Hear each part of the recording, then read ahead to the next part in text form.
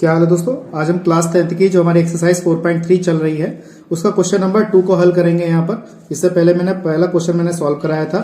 इसमें मूलों की प्रकृति और मूलों का अस्तित्व होगा तो हम इसमें बताया गया था और कैसे कैसे मैंने किया था उसमें आप वीडियो में जाके आप वहां पे देख सकते हैं। ठीक है दोस्तों, इसी क्रम में हम क्या करते हैं, क्वेश्चन नंबर 2 को हल करते हैं। इसमें वो कह रहा है के का मान ज्ञात कीजिए। कब के का मान ज्ञात करना है? उनके जब दो मूल बराबर हों।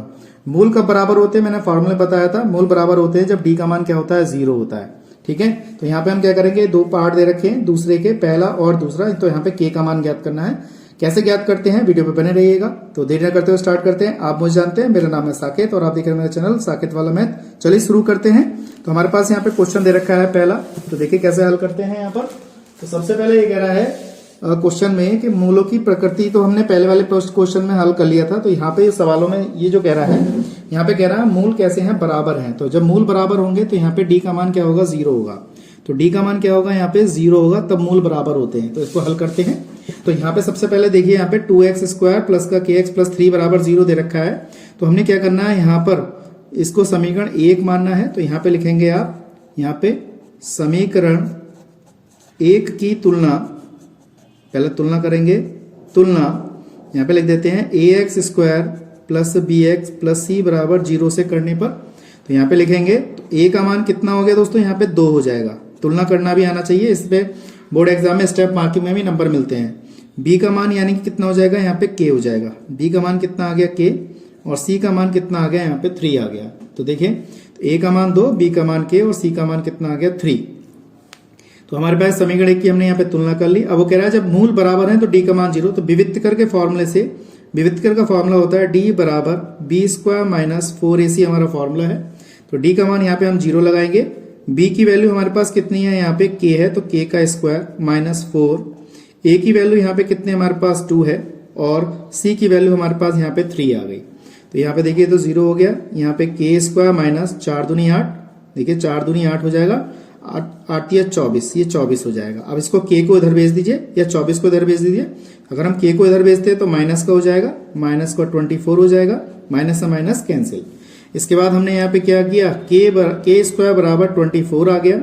k बराबर जब दूसरी तरफ जाएगा तो प्लस माइनस k 24 इस तरीके से आएगा। और यहाँ पे क्या करना है, आपको रूट से बाहर निकाल देना है।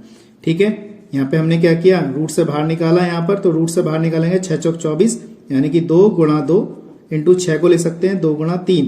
कैसे लिखा, 2 दूनी 4, 4 दूनी 8, 8 तिया 24। तो वर्गमूल से जोड़े वाली संख्या बाहर आती है। तो k बराबर प्लस माइनस का 2 अंडर रूट, ये बाहर नहीं आएगा क्योंकि ये पेड़ बना हुआ नहीं है। तो यहाँ पे 3 दूनी कितना हो जाएगा, 6। तो यही हमारा क्या है, k का आंसर है। मैं समझता हूँ आपको अच्छी तरह समझ में आ गया होगा। ये पहला प्रश्न था, दूसरे का पहला पार्ट। तो कैसे कि मुझे बताइएगा, कोई आपके इस टाइप के क्वेश्चन अगर समझ में नहीं आया तो मुझे कमेंट में जरूर बताइए।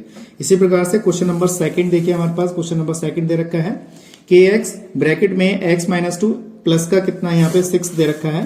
तो यहाँ पे इसको मल्टीप्लाई करेंगे हम सबसे पहले। तो यहाँ पे मल्टीप्लाई करा इसके साथ तो कितना आ जाएगा, kx² माइनस का यहाँ पे कितना हो जाएगा, ये माइनस का कितना हो जाएगा 2kx, इसकी मल्टीप्लाई इससे और इसकी मल्टीप्लाई इससे, और प्लस का कितना हो जाएगा 6 इक्वल टू कितना हो जाएगा 0। इस तरीके से लिखा। अब देखिए हमारे पास समीकरण 1 आ गई। इस समीकरण की हम तुलना कर लेते हैं। तो समीकरण 1 की तुलना लिखेंगे ax² plus bx plus c बराबर 0 से करने पर। तो a की वैल्यू हमारे पास कितनी आ गई दोस्तों, k आ गई। देखिए k आ गए यहाँ पर। इसकी तुलना कितनी आ गई हमारे पास, b बराबर माइनस के 2k आ गई, और c की वैल्यू हमारे पास कितनी आ गई, 6 आ गई। इस तरीके से लिखा। अब हमारे पास क्या है, वो कह रहा मूल बराबर है। मूल बराबर होते हैं तो डी का मान 0 लगाते हैं। ठीक है, तो हमारे पास फॉर्मूला विवित्तकर का डी बराबर b² माइनस 4ac इस तरीके से लगाया। तो यहाँ पे डी की वैल्यू हमारे पास 0 है। बी की वैल्यू देखिए हमारे पास कितनी है, माइनस का 2k का होल स्क्वायर माइनस 4। ए की वैल्यू कितनी k है और सी की वैल्यू हमारे पास 6 है। इस तरीके से लगाया। तो 0 बराबर ये कितना हो जाएगा हमारे पास 4k²। देखिए यहाँ पे 4k², ये हो जाएगा 6 चौक 24k। इस तरीके से लिखा हमने। अब यहाँ से हमने क्या किया, इस वाले स्टेप से हमने कॉमन निकालना है। तो देखिए मैंने यहाँ से ये चीज कॉमन निकाल ली। तो k यहाँ से देखिए 4 और k कॉमन आ रहा है।